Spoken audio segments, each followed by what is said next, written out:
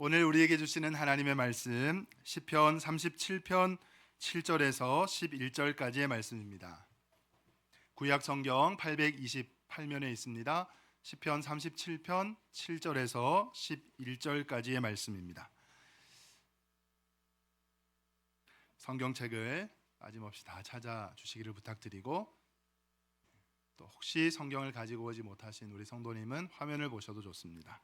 시편 37편 7절에서 11절까지의 말씀, 우리 한 절씩 교독하고 마지막 절은 같이 읽도록 하겠습니다. 시편 37편 7절에서 11절, 7절 말씀 제가 먼저 읽습니다. 여호와 앞에 잠잠하고 참고 기다리라. 자기 길이 형통하며 악한 꾀를 이루는 자 때문에 불평하지 말지어다.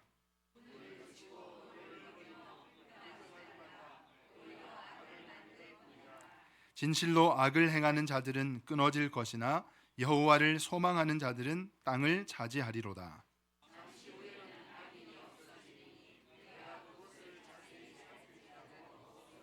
11절 함께 읽습니다. 그러나 온유한 자들은 땅을 차지하며 풍성한 화평으로 즐거워하리로다. 아멘. 오늘은 참고 기다려야 하는 이유, 참고 기다려야 하는 이유라는 제목으로 하나님의 말씀을 증거하도록 하겠습니다. 우리 먼저 저를 따라서 한번 힘차게 외쳐주시면 감사하겠습니다.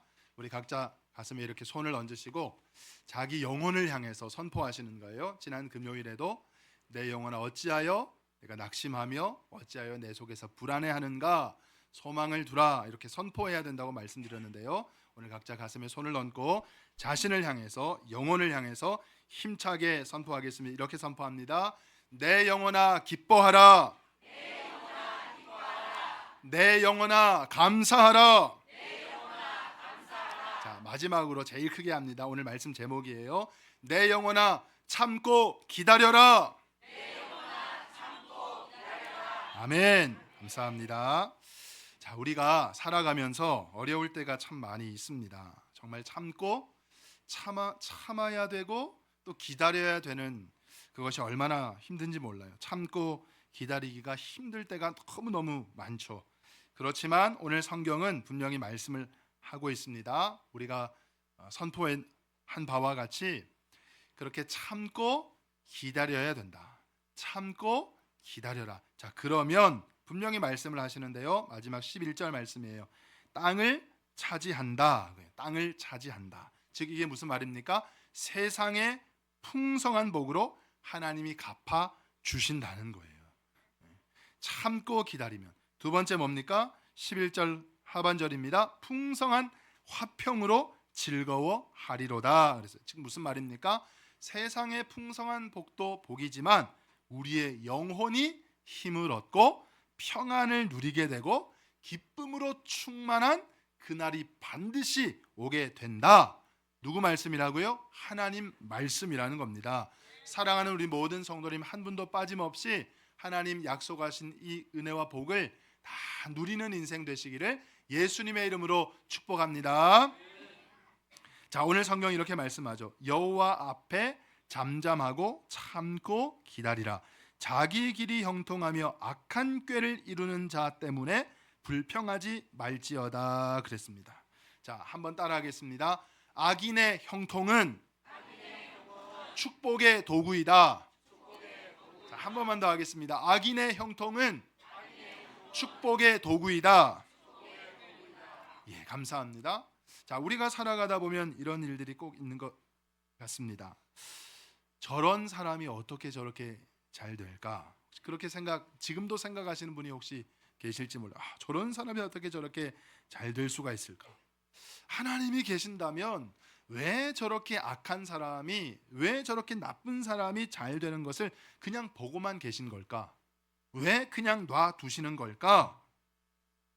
그렇게 생각하는 경우들이 많이 있습니다. 그렇게 생각해 보신 분들, 한 번쯤은 다 그렇게 생각해 보신 분들이 계시죠? 거기에서 그치지 않습니다. 그래도 그분이 저는 나랑 상관없는 사람은 그나마 그냥 안 보면 그만일 수도 있고 생각 안 하면 그만일 수도 있지만 그분이 나랑 굉장히 깊은 연관, 관련이 있는 분이에요. 거기서 그치는 것이 아니라 그 사람이 잘 되는 것으로 말미암아 나에게 가시가 된, 나를 괴롭히는 경우가, 혹시 그런 경험들이 있으신가요? 왜 저렇게 악한 사람, 왜 저런 사람이 어떻게 저렇게 잘 될 수 있을까? 그것으로 그치는 것이 아니라 그분이 나랑 아주 밀접한 관련이 있으면서 나를 괴롭혀요. 너무너무 나를 찌르는 일들이 있게 되는 거. 그러면 어떻게 해요? 더 힘들게 되는 거죠. 마음이 더 괴롭습니다. 더 고통스럽습니다. 정말 자연적으로 불평이, 불만이, 원망이 저절로 나오게 되는 그런 경험을, 우리 특히 남자분들 군대에서 그런 경우, 그렇게 나를 괴롭힌 그 상황실에 강원도 속초 출신의 그 장모 일병, 그렇게 열심히 눈을 쓸었음에도 불구하고 보일러실로 끌고 가서 우리를 구타했던 서울의 문모 병장, 축구는 지네들이 못해놓고 나는 수비 쓴 거밖에 없는데 축구에서 졌다고 연병장에서 원상 폭격시키고 옆구리를 발로 막 찼던 전라북도 전주의 김모 병장, 실명을 말할 수는 없습니다. 더구나 우리 유튜브 예배 나가고 있기 때문에. 김모 병장, 어떻게 저런 사람, 너무너무 괴로운 거죠. 너무너무 괴로운 거죠. 자, 그럴 때 하나님께서 우리에게 말씀하시는 거예요. 뭐라고 말씀하세요? 참고 기다려라. 자, 왜 참고 기다리라고 하시는 걸까? 왜냐하면 악인의 축복과 가시는, 더구나 그분이 나에게 찌르는 그 가시는 나로 하여금 축복을 경험하기 위한 하나님의 뜻이 있기 때문에 그런 거예요. 그게 바로 축복의 도구가 되기 때문에 그렇다는 거예요. 여러분, 성경에 대표적인 인물 누가 있을까요? 한나 한번 생각해보세요. 한나. 자, 이분은 요즘 말로 하면요, 저기 강원도 시골 마을에 아주 작은 그 교회의 여전도의 회장님으로 생각하시면 돼요. 저기 아니면 경남 산청에, 아니면 저기 경북 봉화 골짜기에 한 시골 교회의 여전도의 회장님 정도 생각하시면 돼요. 이 한나는 그런 분이었어요. 아주 믿음이 좋은 분이에요. 비록 남편 엘가나는 농사 짓는 사람이었지만 자기 그래도 농사 지을 땅을 가지고 있는 사람이었어요. 그래도 꽤 괜찮은 사람, 아주 다정한 남편이었어요. 애처가였어요. 아주 아내를 걱정해주고, 우리 자식이 없으면 어떠냐, 나 하나 있는 것으로 만족하면 안 돼, 내가 잘해주겠다, 그렇게 말씀해, 옛날에 그렇게 말씀해주는 그 남자분이 거의 희박하지 않겠습니까? 너무너무 따뜻한 남편이었어요. 너무너무 좋은 사람이. 근데 자기 농지 가지고 있죠. 농사 지으면서 그런대로 형편이 괜찮았죠. 남편도 아주 따뜻한 분이었어요. 근데 그럼에도 불구하고 이 믿음 좋은 한나였지만, 여전도 회장으로 열심히 봉사했지만, 그분의 마음속에 어떤 것으로 해결받을 수 없는 마음의 깊은 상처, 아픔이 있어요. 그게 뭐였습니까? 아이를 낳지 못하는, 출산하지 못하는 아픔이 있었어요. 요즘에야 젊은 사람들 가운데 뭐 일부러 아이를 낳지 않겠다고 하는 뭐 딩크족 이런 사람도 많고, 또 그렇 뭐 노력해서 하나님께서 어떻게 안 주시니까 뭐 아이 낳지 못하는 것에 대해서 아무 그게 문제가 되지 않고 흠이 되지 않지만, 그 옛날에, 아주 옛날에 여자에게 있어서 아이를 낳지 못한다, 더구나 아들을 낳지 못한다 하는 것은 당시의 여인에게 뭡니까? 이런 말할 수 없는 큰 고통이자 치명적인 아픔이었다는 것입니다. 교회에 가면 위로해 주는 성도님들 계셔요. 교회 가면 성도님, 믿음의 형제자매들 다 격려해 주십니다. 하나님께서 정한 때에 또 허락해 주실 겁니다. 격려도 해 주시고, 남편도 너무너무 사랑해 주고 따뜻한 분이에요. 그 뭐 형편도 어렵지 않습니다. 자, 그런데 그 가운데, 이 아픔을 가지고 있는 가운데 그 가정에 누가 들어옵니까? 첩이 한 사람 들어오게 되죠. 첩이 분인나. 근데 이분은 아주 성품이 안 좋은 분이었어요. 너무너무 못된 사람이었어요.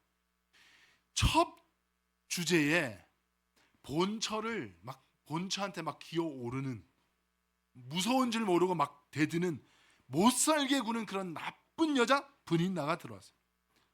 이분을 못살게 구는, 한나를 너무너무 괴롭히는 거예요. 심지어는 막 너무 가슴을 찌르는 말, 아픈 말을 하는 거예요. 교회 가서 이분이 여전도의 회장님이라고 말씀드렸잖아요. 열심히 봉사하고 예배 드리면 뒤에서 막 그러는 거죠. 야, 애도 못 낳으면서 무슨 교회 가서 봉사한다고? 막 가서 새벽 예배 가서 기도한다 그러면, 아니 그 기도해봤자 들어주지도 않는 거. 아니 아이도 못 갔는데 무슨 소용이 있냐 기도가. 그러면서 그런 말을 어떻게 해요? 막 들리도록, 가슴 아프도록 그걸 하는 거예요. 한나 입장에서 어떨까요? 너무 괴로웠어요. 하나님 왜 저에게 이런 일이 생겨요? 여러분, 하나님께서 한나에게 왜 이런 시련을 주신 걸까요? 왜 이런 고통을 주시는 겁니까? 왜 분인나로 하여금 그 찌르는 가시를 허락해 주시는 걸까요? 한나에게 더 큰 축복을 주시기 위해서요. 하나님께서 더 큰 축복. 여러분 생각해 보시죠. 만약에 분인나가 없었으면 어땠을까요? 분인나가 없었으면 아이 없는 한나, 아이 낳지 못하는 한나 어떻게 됐을까요? 그냥 아이 낳지 못하고 그대로 살다가 돌아가셨을 거예요.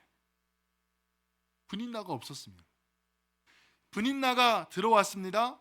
본처인 한나 자신을 무시하고 괴롭힙니다. 막 가시로 찌릅니다. 아이 낳지 못하는 것으로 인해서 그 가시로 나를 그렇게 찌르는 거예요. 그 문제 가지고 어떻게 했습니까? 너무너무 괴로우니까, 힘드니까 한나가 어떻게 했어요? 그 문제를 가지고 하나님 앞에 나와 엎드렸다는 거예요. 하나님 앞에 나와 기도했다는 거예요. 하나님 도와주십시오. 하나님 저를 살려주십시오. 간절하게 부르짖었어요. 그랬더니 어떻게 했습니까? 하나님께서 그 기도를 들으시고 응답하셨어요. 가정의 한 가문을 살릴 뿐만 아니라 민족을 살리는 위대한 아들, 축복의 아들 사무엘을 기도함을 통해서 허락해 주신 줄로 믿습니다. 축복의 주인공이 된 것이죠. 여러분, 사무엘만 나왔습니까? 성경에 보면요, 이후에 3남 2녀 한나가 많은 아이들 잘 낳으면서 축복의 주인공이 되는 거예요. 사랑하는 성도는, 왜 우리에게 가시가 있습니까? 왜 우리에게 악한 사람이 잘 되는, 그것을 봐야 되는 고통을 우리에게 허락해 주십니까? 거기서 그치지 않고 그 사람을 통해서 왜 나를 계속해서 찌르십니까? 그것 때문에 좌절하지 말라는 거예요. 그것 때문에 포기하지 마십시오. 그것으로 말미암아 우리는 반드시 하나님의 앞에 더 나아가게 되고, 더 나아가게 됨으로 말미암아 우리는 더 잘 되게 되고, 더 큰 복을 누리고 땅을 차지하며 풍부한 화평의 삶으로 즐거워하게 되는 줄로 믿으시기 바랍니다. 두 번째 생각해 볼 것은 뭐냐면요, 어려움과 이 고난, 악인의 형통, 그리고 그로 말미암아 받는 가시, 이것을 통해서 우리는 비로소 어떻게 될까요? 은혜로 깨닫게 되는 축복을 경험한다는 거예요. 그래서 어떻게 해요? 하나님은 때로 우리가 살아감을 통해서 악인의 형통을 보게 하실 때도 있고, 그 악인의 형통을 통해서 나에게 찌르는 가시로 그것을 경험하게 하실 때가 있다는 것입니다. 왜 그렇다고요? 은혜로 깨닫게 하시기 위해서. 우리들이 살아가면서 많은 짓는 죄 가운데 큰 죄가 무엇이냐면요, 은혜를 무시하는 죄예요. 사랑하는 성도들 꼭 기억하십시오. 하나님의 축복을 알지 못하는 것, 은혜로 깨닫지 못하는 것, 이것도 죄라는 사실을 우리가 반드시 알아야 합니다. 여러분, 건강 축복입니까? 축복 아닙니까? 축복이죠. 큰 하나님의 복입니다. 건강이 근데 어떻습니까? 은혜인 줄 모르고 살아가는 것. 평소 내가 건강한 걸 은혜라고 깨닫지 못하고 살아가다가 언제 은혜임을 압니까? 병에 걸려서 입원하는 그때서야 아는 거예요. 병에 걸려서 병상에 누워 있을 때, 그때 내가 건강했을 때가 은혜이구나 깨닫는 거예요. 그래서 우리 성도들 보시면 어떻습니까? 건강 회복하셔서 퇴원하시고 나면 어떻게 해요? 감사하다고 감사헌금 드리잖아요. 퇴원하시고 난 뒤에 감사. 건강할 때 건강 주셔서 감사하다고, 내가 건강할 때 내가 건강의 축복입니다, 건강 은혜입니다, 이걸 깨닫고 먼저 하나님 앞에 감사헌금 드리는 분이 안 계신 거예요. 나중에 그거 모르고 살다가 병원에 입원하고 나서 내가 건강할 때 그때가 축복이었구나. 평소에는 자기가 잘나서 자기가 운동 열심히 해서 노력해서 건강한 줄 그렇게 착각하고 사는 거예요. 그러다가 넘어져 봐야, 쓰러져 봐야 그제서야 건강이 은혜임을 알고 감사하는 거예요. 사랑하는 성도님, 하나님이 우리에게 왜 고난 주십니까? 악인의 형통과 그가 찌르는 가시로 인해서 우리가 왜 힘듭니까? 은혜가 은혜임을 비로소 고난을 통해서 깨닫게 하시려는 거예요. 가시를 통해서 은혜가 은혜였음을 비로소 깨닫게 하시려는 거예요. 은혜가 결코 우연이 아니라는 거예요. 은혜가 그냥 저절로 주어지는 것이 아니라는 겁니다. 은혜가 당연한 게 아니라 말 그대로 은혜임을, 사랑하는 성도님, 이걸 미리 깨달으시고 미리 감사하는 저와 여러분들 되시기를 주님의 이름으로 축복합니다.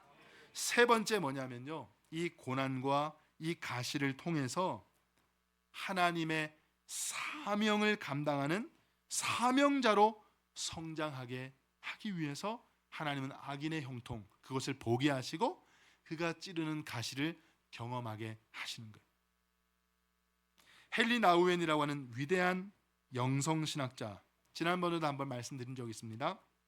이분이 쓴 상처 입은 치유자라고 하는 아주 명저가 있습니다. 이 책에서 이분이 이렇게 말씀을 하셨어요. 고난 속으로 들어가 보지도 않고 고난의 문제를 해결할 수 있는 사람이 있는가? 영적인 지도자가 되려는 사람들이 크게 착각하는 것이 있다. 광야에는 한 번도 들어가 보지 않고 자기가 다른 사람을 광야에서 이끌어 축복의 땅으로 들여보낼 수 있다고 착각한다 그랬습니다. 고난 속으로 들어가 보지도 않고 고난의 문제를 해결할 수 있는 사람이 있는가?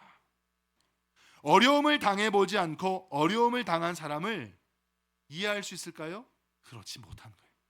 어려움을 당하지 않고 어려움을 당한 사람을 이해할 수가 없는 것이죠. 우리가 그 상처를 당해보지 않고 상처를 겪어보지 않고 그분을 바른 길로 인도하는 길을 우리가 깨달을 수가 없는 거예요. 그래서 성경은 뭐라고 말씀하세요? 우리 예수님은 근본 하나님과 본체시라고 말씀합니다. 빌립보서 2장 6절 말씀 보겠습니다.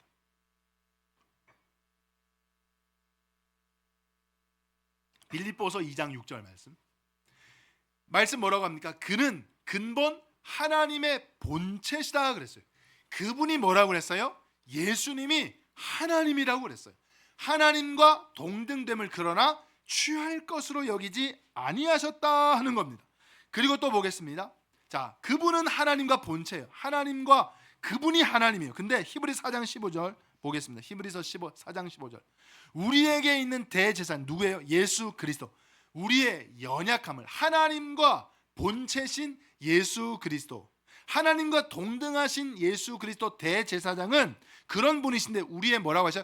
연약함을 체휼하지 아니하는 자가 아니요 그랬습니다. 체휼하지 아니. 이거는 개역 개정 성경으로 보면 뭐라고 말씀하냐면 동정하지 못하실 자가 아니요 그랬어요. 우리의 연약함을 체휼한다. 이건 뭐예요? 동정한다는 거예요. 긍휼히 불쌍히 여긴다는 거예요. 하나님과 됐습니다. 하나님과 동등하신 분이에요. 하나님과 본체신 예수님은 우리의 연약함을 어떻게 하신다고요? 동정하신다는 거예요. 체휼해 주신다는 거예요. 우리의 연약함을 다 이해해 주신다 그 말씀이에요. 우리의 모든 고통을 다 알고 계세요. 왜 그렇다고요? 우리 주님이 몸으로 그걸 다 경험하셨다는 거예요. 그래서 우리 주님은요, 우리가 주님 앞에 기도할 때 하나님 너무너무 아픕니다. 너무너무 괴롭습니다. 너무너무 지금 고통스럽고 힘듭니다. 그러잖아요. 그럼 우리 예수님 뭐라고 말씀해요? 야, 원래 그래. 야, 인생이 뭐 쉬운 줄 알았냐? 원래 인생이 다 그런 거야. 우리 청년들이 주님 앞에 아유 하나님 예수님 너무 힘들어요. 야, 원래 그런 거야. 젊어서 고생을 해 사서도 하는 거야. 아프니까 청춘이야. 그냥 그렇게 남 얘기하듯이 그렇게 말씀하시는 예수님이 아니라는 거. 왜 그렇다고요? 주님이 체휼하셨다는 거예요. 몸으로 다 겪으셨다는 거예요. 이미 주님이 몸소 다 체험하셨기 때문에 그 아픔을 어떻게 해요? 야, 원래 그런 거야. 다 그래. 그렇게 하지 않고 그걸 다 받아주시고 위로해 주신다.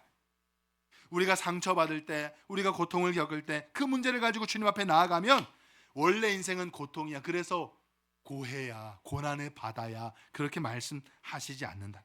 주님이 다 아파 보셨기 때문에.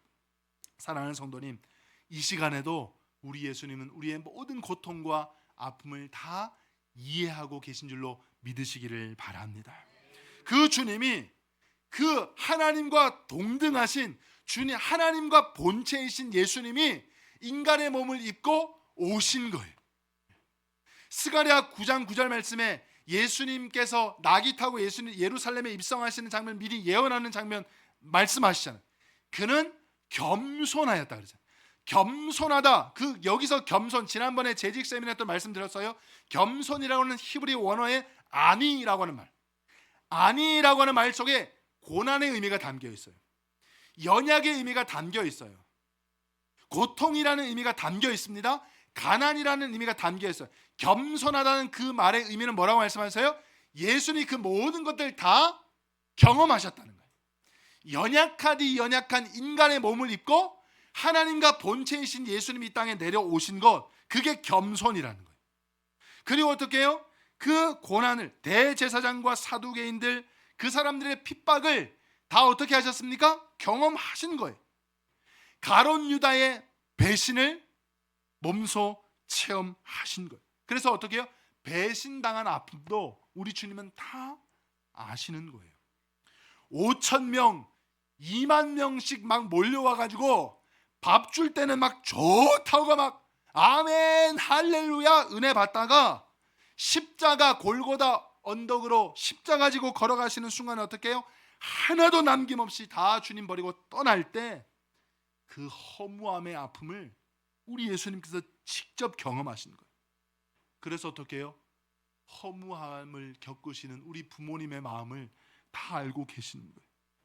정성을 다해서 혹여라도 가시 목에 걸릴까, 가시 하나, 생선 가시 하나 발라서 다 입에다가 넣어주고, 행여라도 넘어져 다칠까봐, 행여라도 비에 옷 젖을까봐 그렇게 애지중지 금이야 오기야 키워놨는데, 이놈이 장가가고 시집가더니 어느 날부턴가 지 새끼만 생각하고 지 남편만 생각하고 지 마누라만 생각하고 자기 부모는 안중에도 없는 그때의 그 허전한 아픔, 그 허무한 그 부모님의 마음. 누가 그렇다고요? 제가 그렇다는 거예요. 우리 부모님이 어렸을 때, 야 너도 장가가서 너도 애 낳아봐라, 그렇게 말씀 많이 하셨는데 아마 그렇게 생각하실지도 몰라요. 너 나중에 지우, 은유 시집 보내고 너도 한번 똑같이 겪어봐라.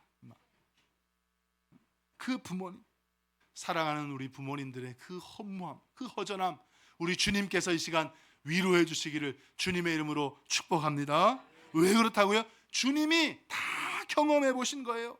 주님이 예수님 뭐 장가도 안 가고 총각으로 살다가 십자가 못 박아 돌아 어떻게 그걸 압니까? 주님은 다 왜요? 하나님과 동등하신 분이에요. 하나님과 본체신 분이 우리 인간의 몸을 입고 이 땅에 오셨기 때문에 그 모든 것들을 다 경험하셔서 아시는 것. 마찬가지, 우리가 왜 고난을 겪어야 됩니까?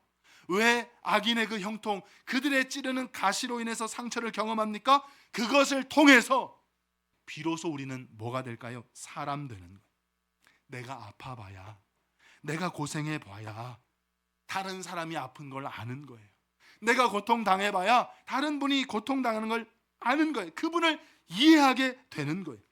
영적으로도 마찬가지. 우리가 고난을 통해서 기도 응답받고 성장을 경험한 사람만이 하나님의 일을 그렇게 해서 감당할 수 있는 것. 사랑하는 성도님, 우리 앞에 악인의 형통과 가시, 그리고 그 고난을 통해서 다른 이들을 이해하고 품으시면서 하나님 앞에 귀한 사명자로, 영적 리더로 다 세워져 가시기를 주님의 이름으로 축원드립니다.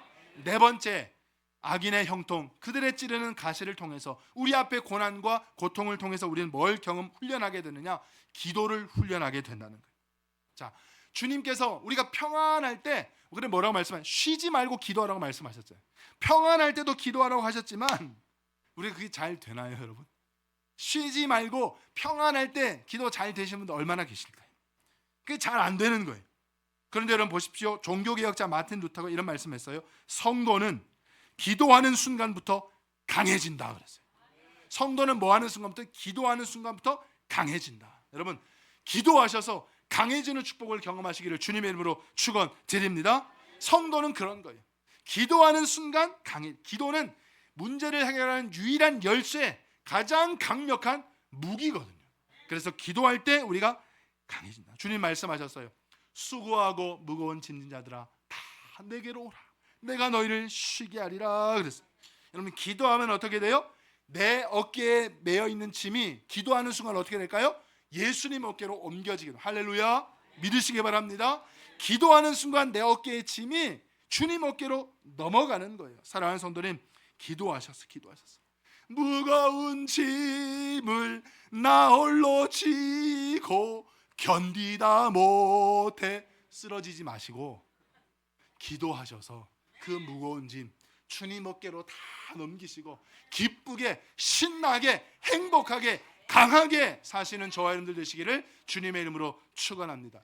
그래서 미리 공지드리는데 2월 설날 연휴 마지막 날, 그날이 언제입니까? 설 연휴 마지막 날, 날짜는 정확하게 몰라요. 근데 마지막 연휴 그날이 사순절 시작되는 날이거든요. 제2 수요일 사순절이 시작되는 날이 연휴 마지막 날부터 우리 이제 이 기도 첫 번째 실천사항은 뭐라고 그랬어요? 역사를 이루는 교회 말씀. 우리 내일부터 이제 성경 읽기 시작하잖아요. 우리 더 기도 뜨겁게, 그래서 사순절에 다가오는 사순절부터 40일 특별 새벽 기도에 시작하겠습니다. 미리 생각하시고 결단하시고 작정하십시오. 그때는 지금 우리 토요일에는 새벽 예배 드리지 않지만 토요일까지 채워서 40일이 원래 부활절 전 주일을 제외한 40일이거든요. 사순절이. 그래서 토요일 우리는 원래 새벽 예배 안 하니까 그날은 빼고, 그렇다고 40일 할 수는 없잖아요. 그죠? 토요일까지 해서 40일 그날 우리 성도님들 미리 생각하십시오. 미리 작정하시고 미리 결단하셔서 여러분 기도할 때 강해지는 축복, 우리의 짐이 주님의 어깨로, 그래서 우리가 가벼워지고 기뻐지고 행복해지는 놀라운 은혜를 경험하는 우리 귀한 성도님 되시기를 주님의 이름으로 축원드립니다. 그런 기도를 훈련하라고 주님은 악인의 고통을 통해서, 그들의 찌르는 가시를 통해서 우리에게 고난을 주시는 거예요. 그래서 우리는 기도를 훈련하게 되는데, 기도하면 어떻게 되느냐? 기도는 우리에게 기다림을 가르쳐 주게 되는 거예요. 따라하겠습니다. 기도는 기다림을 가르쳐 준다. 자, 기도 드리면 어떻게 될까요? 기다려야 된다는 거예요. 기도 드렸으면 기다려야 되는 것. 짐을 맡겨 드렸으면 기다리시기를 축복합니다. 여러분, 비행기 우리 많이 타시는 성도님은 잘 아시겠지만 비행기 탈 때 어떻게 하나요? 짐을 막 머리에 이고 막 메고 타시는 분이 안 계신 거예요. 옛날 그 우리 할머니들 비둘기호 타시고 장에 가실 때, 예전에 우리 할머니도 그랬지만 저기 충남 저기 청소에서 새벽마다 그거 장에 가실 때 머리에 이고, 청소 여기서 광천장 또 멀리 갈 때 홍성 장에 가실 때 새벽마다 십리길 걸어가셔서 어떻게 기차 타실 때 비둘기호에다가 먼저 짐을 탁 올리는 거예요. 짐을 막 들으시잖아요. 막 그차 팔고 막 농산물 막 해산물 이런 거 다 해가지고 짐부터 다 실어요. 그러면 여기가 진 칸인지 사람 칸인지 도무지 구분이 안 되는, 옛날에 그런 거 있어요. 비둘기호, 통일호, 시골 버스들 그런 거 있잖아요. 읍내 나갈 때, 장에 나가실 때 그러다지 않는, 비행기는 그러지 않는다는 거예요. 비행기는 어떻게 합니까? 체크인 카운터 가서 수속을 딱 받습니다. 티켓 받고 어떻게 해요? 수화물 있으신가요? 그럼 큰 짐이 있으면 어떻게 합니까? 맡기잖아요. 거기서 맡깁니다. 그러면 항공사에서 어떻게 해요? 알아서 정리합니다.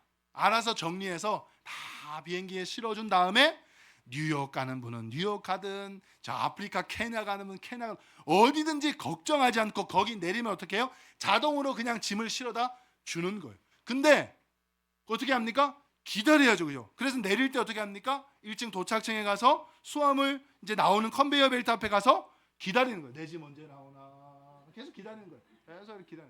계속 컨베이어 벨트 돌아가면서 기다리는 거예요. 기다리는 거예요. 그거 안 기다리고 그냥 가면 어떻게 해요? 자기 짐 다 놓고 그냥 가는 거예요. 기도하면 뭘 가르쳐 준다고요? 기다리는 걸 가르쳐 준다. 기도했으면, 그래서 기도했으면 뭐 하는 거예요? 기다리는 거예요. 기도 드리면 하나님이 짐을 이제 맡아 주시는 거예요. 그 다음에 어떻게 한다고요? 기도. 짐을 찾아야 되잖아요. 짐을 그냥 놓고 가면 그냥 다 놓고 가는 거예요. 못 찾는 거예요. 찾아야 되는데 그러려면 기다려야 된다. 주님이 다시 주실 때까지 기다리는 것. 우리가 기다리지 못해서 응답받지 못. 하나님이 응답하지 않으셔서가 아니에요. 우리가 기다리지 못해서 응답받지 못하는 경우가 얼마나 많습니까? 사랑하는 성도님, 기도하시고 기다리셔서 한 분도 빠짐없이 하나님의 놀라운 축복, 응답받는 저와 여러분들 되기를 주님의 이름으로 축복합니다. 마지막 이야기 하나에 대로 말씀을 맺습니다.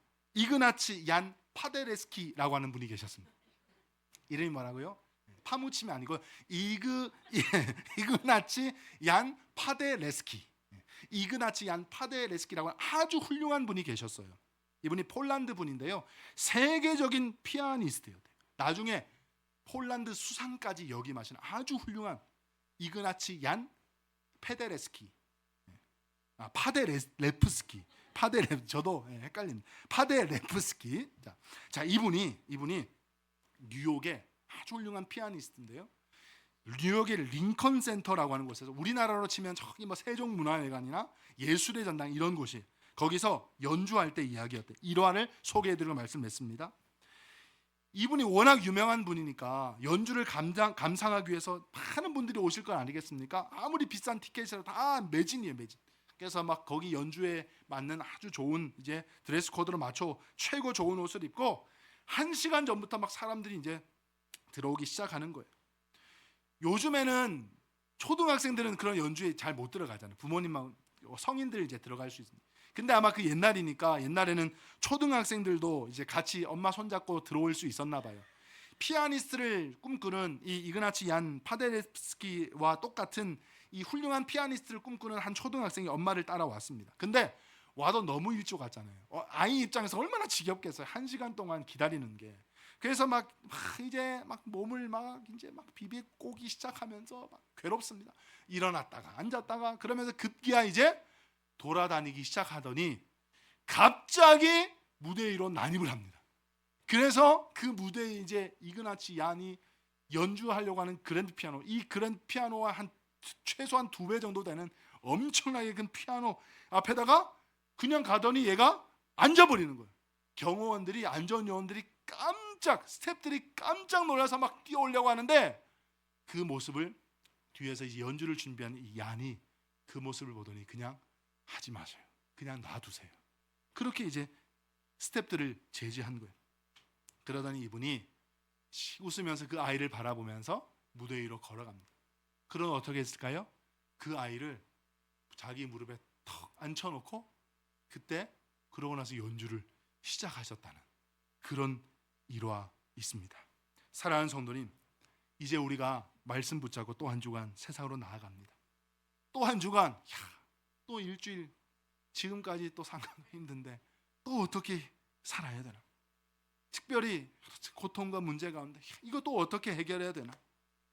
여러분, 우리 걸음으로, 나 혼자 걸음으로 걸어간다 생각하시는 분들 계신가요? 사랑하는 성도님, 결코 아니라는 거예요. 우리 사랑하는 성도님들을 우리 좋으신 하나님께서 그 하나님 아버지의 무릎 위에 앉혀 놓아주시고 우리의 인생을 함께 연주하고 계신 줄로 믿으시기를 바랍니다. 오늘 하나님 분명히 우리에게 말씀하셔요. 그러나 온유한 자들은 땅을 차지함, 11절이죠. 풍성한 화평으로 즐거워하리로다. 사랑하는 성도님, 다시 말씀드리면 이건 사람의 말이 아니에요. 인간 김명인이의 말이 아니에요. 김명인 목사의 말, 사람의 말이 결코 아니에요. 누구 말입니까? 하나님 말씀이에요. 살아계신 하나님 말씀이에요. 천지의 창조주, 만왕의 왕, 만주의 주가 되시는 하나님의 말씀, 하나님의 약속임을 여러분 꼭 믿으시기 바랍니다. 우리가 또 어떻게 일주일을 이깁니까? 어떻게 참을 수 있습니까? 어떻게 견딜 수 있습니까? 내 힘으로는 할 수 없어요. 반드시 하나님 도와주셔야 돼요. 하나님 약속은 반드시 응답된다. 하나님 말씀은 반드시 이루어진다는 이 믿음을 가지고 하나님의 무릎 위에서 하나님이 내 인생의 연주를 함께 해주고 계신다.